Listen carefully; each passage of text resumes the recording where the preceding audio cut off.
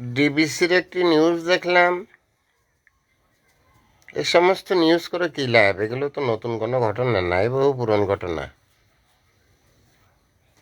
Pabna circuit house ময়দানে জেলা প্রশাসনের তত্ত্বাবধানে সৌদি আরব থেকে প্রেরিত গরুর মাংস বা দুম্বার মাংস যাই হোক না কেন, এগুলো নিজেদের মধ্যে ভাগাভাগি করে নেওয়া হচ্ছে। জেলা প্রশাসনের কিছু কর্মকর্তা বা কর্মচারী যাই হোক না কেন, তাদের মধ্যস্থতায় ডিবিসি নিউজের নিউজটি ভালো করে উপভোগ করলাম। এটা একটা উপভোগের ব্যাপার। বাংলাদেশে এতিমের ধন নট অনলি জেলা প্রশাসন, এগুলো মিনিস্ট্রি পর্যন্ত চলে যায়। মিনিস্ট্রি পর্যন্ত যেতে যেতে তার উপরে কোথায় আছে জানি না, তা সেখানেও চলে যায়। এই দেশ হলো কি দেশ বলবো, চোরের দেশ। বঙ্গবন্ধু শেখ মুজিবুর রহমান বলে গেছেন যে বাংলাদেশ থেকে পাকিস্তানিরা সব নিয়ে গেছে, কিন্তু চোর রেখে গেছে। এই ধরনের কথা উনি বলতেন। কিন্তু আসলে বাংলাদেশ যে চোরের দেশ, এটা নো ডাউট অ্যাট অল, এটা সন্দেহের কোনো অবকাশ নেই। এবং এতিমদের জিনিসরা যত সহজে খেতে পারে, এদের ভিতরে কোনো বিরূপ প্রতিক্রিয়া সৃষ্টি হয় না। এতিমদের হক মেরে খেয়েই আজকে বাংলাদেশে অনেক লোকজন বড় বড় লম্বা লম্বা পাজামা পাঞ্জাবি নেতা বেনসান সিগারেট ধরায়, গায়ে ফাঁত ফাঁত সেন্ট মারে, গাড়িতে চড়ে ওড়ায়। আর কি হয়, আমাগো ভাই এগিয়ে চলো, আমরা আছি তোমার পাশে। এতিমদের থাকায় আর এতিমদের জিন্দাবাদ নেই। আর এই জাতি কত মূর্খ, ওইসব অর্থলোভী শয়তান যারা আছে রাজনীতির নামে, অনেক সরকারি কর্মকর্তা যাদের ভিতরে একটা মেজর অংশ শয়তান, ইবলিসের বংশধর, তারা এতিমদের জিনিসই বেশি পছন্দ করে। এই হলো বাংলাদেশের অবস্থা। এটা নিয়ে কোনো চিন্তা করে কোনো লাভ নেই। This is the Bangladesh. Class 6-এর একটা বইটি ছেলেমেয়েদের আমি পড়াই, বাংলাদেশি যে small country, it has a large population, but Bangladesh is the most corrupted country of the world. সারা পৃথিবীর ভিতরে বাংলাদেশ হচ্ছে দুর্নীতিগ্রস্ত দেশ। বাংলাদেশের যে 55,000 বর্গ মাইলের একটা দেশ বিশ্ব মানচিত্রে এটা কিন্তু দেখা যায় না। কিন্তু এরা দুর্নীতিগ্রস্ত হওয়ার কারণে সারা বাংলাদেশের যে দুর্নীতি চ্যাম্পিয়ন পৃথিবীর ভিতরে। এই দুর্নীতিগ্রস্ত যদি না হতো বাংলাদেশকে কেউ চিনত না। তো আমাদের সৌভাগ্য যে দুর্নীতিগ্রস্ত দেশ হলেও বাংলাদেশকে সবাই চেনে।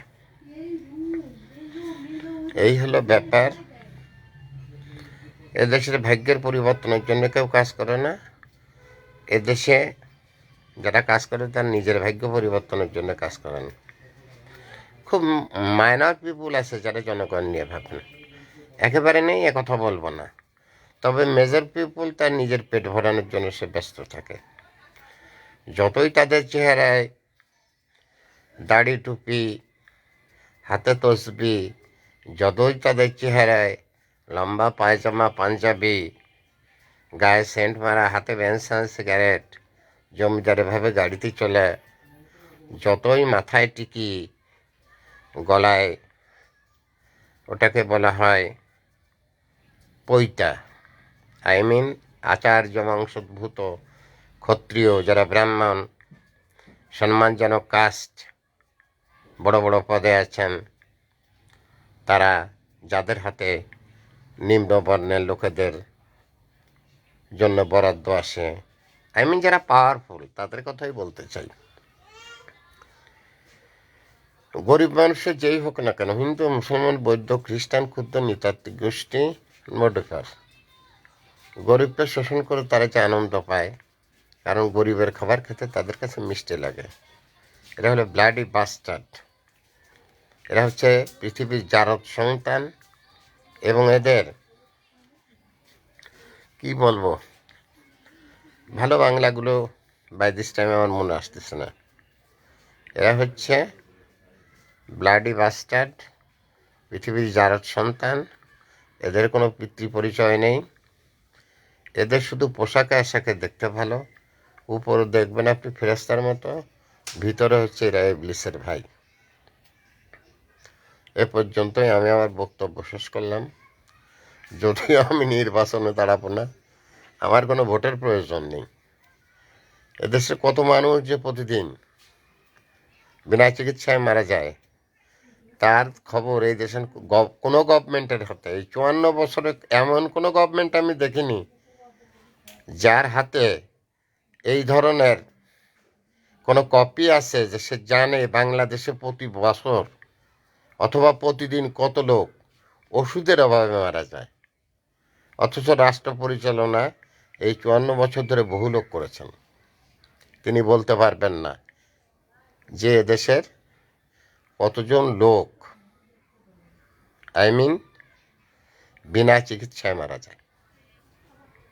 এদেশের মায়েরা সন্তান জন্ম দেয় পুষ্টিহীনতায় ভুগে ভুগে বিকলাঙ্গ শিশুর। আপনারা লক্ষ্য করবেন, আজ থেকে 30 বছর আগে যে জন্মহার ছিল, শিশুরা যতটুকু শক্তিশালী ছিল, শিশুদের যে উচ্চারণ ভঙ্গি ছিল, বাচন ভঙ্গি ছিল, জিহ্বায় আড়ষ্টতা ছিল না। রিসেন্টলি যত শিশু গরিব মানুষের ঘরে হয়, এর বেশিরভাগই হলো প্রতিবন্ধী, এবং এদের জন্য সরকার একটা কোটা চালু করেছেন, প্রতিবন্ধী কোটা। এদের পরিমাণ ব্যাঙের ছাতার মতো, সারপোকার বংশ বিস্তারের মতো। হ্যাঁ, প্রতিদিন বাড়তেছে। কে কার খবর রাখে? ওই সংসদীয় গণতন্ত্র 350 আসনের পার্লামেন্টে বসে, এসির ভিতরে বসে বাতাস খেতে অনেক মজা। ওখানে বসে বহু কিছু বলা যায়, কিন্তু বাস্তবতা প্রয়োগ কেউ করতে চায় না, করলেও 2-4 জন। এই গরিব দেশ, 55,000 বর্গমাইলের দেশ, এদের দেখে রাখার জন্যে 350 আসনের পার্লামেন্ট লাগে। পথের গু দিয়ে কুকুর পালিয়ে নিয়ে যায় হলে রাজনৈতিক নেতারা। কথাটা বোঝার চেষ্টা করবেন। আমাদের মতো গরিব দেশে 350 আসনের পার্লামেন্টের কোনো দরকার নেই। 64 জন জেলা প্রশাসক এই বাংলাদেশ চালায়, 64 জন এমপি আমাদের দেশে যথেষ্ট। কিন্তু এমপি নির্ধারণ করা হয় কতজনকে? 300 আসনের পার্লামেন্ট, সংরক্ষিত মহিলা আসনে আর 50 জন। এই 350 জন খাবে কার খাবার? জনগণের রক্তপান করবে। জনগণ পায় না খেতে। 350 আসনের পার্লামেন্টের প্রয়োজন। 300 আসনের পার্লামেন্টের এক এমপি, আমি গত বহু এমপি পার করেছি, কিন্তু কোনো এমপির সাথে দেখা যায় আমার সাথে কোনোদিন কোনো কথাই হয়নি। এমপির আমাদের কি প্রয়োজন? এমপির আমাদের কোনো প্রয়োজন নেই। বরঞ্চ এমপির গাড়ি দেখলে আমার রাগ হয়। কেন রাগ হয়? আমি না খেয়ে থাকি, এমপি আমার সামনে দিয়ে কীভাবে চলে যায়, ধুলো উড়ে চলে যায়। এমপি সাহেব কোন দেশের এমপি? বাংলাদেশের এমপি, যার 55,000 বর্গমাইলের দেশ, যে দেশের মেজর পিপুল দরিদ্র, সেই দেশের পার্লামেন্টারিয়ানের সংখ্যা 300। দেশে বৈষম্য কিভাবে চলছে? যারা বৈষম্য বিরোধী সংগঠনে আছে তাদের কাছে আমার প্রশ্ন, এই 300 আসনের পার্লামেন্ট নিয়ে আপনারা কি কোনোদিন কোনো কথা বলেছেন? 300 আসনের পার্লামেন্ট কি আমাদের দেশে নেসেসিটি? কেউ কোনো কথা বলেন না। গরিব মানুষের পক্ষে কথা বলবে, গরিব মানুষের সামনে কিছু খাবার দেবে, এরকমের কোনো লোক নেই। লোক আছে কি?